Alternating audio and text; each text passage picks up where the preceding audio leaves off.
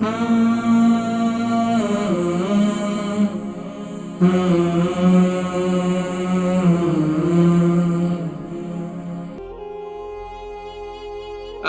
शाजिया है, इनकी उम्र जो है शाजिया है मैनचेस्टर से, इनकी उम्र जो है वो 48 है और 14 स्टोन का वज़न है। कोलेस्ट्रॉल भी है, इनको ब्लड प्रेशर भी है, लेकिन उसके लिए माशाल्लाह इन्होंने नुस्खा इस्तेमाल किया, बता रही है लहसुन वाला, उससे इनको काफ़ी फ़ायदा हुआ माशाल्लाह।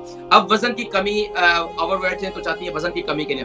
वज़न की कमी के लिए मेरा कहवा मुफ़ीद है, नोट कर लें। सौंफ, जीरा, अदरक, दालचीनी, मिंट, अजवाइन और कलौंजी, ये बाकी चीजें 1-1 टीस्पून ले लें। अदरक और दालचीनी 1 से 1.5 इंच का टुकड़ा ले लें। 2 कप पानी डालें, खूब अच्छी तरीके से उबालें। जब ये ठंडा हो जाए, इस कहवे को पिएं, पाबंदी के साथ 2 टाइम पिएं।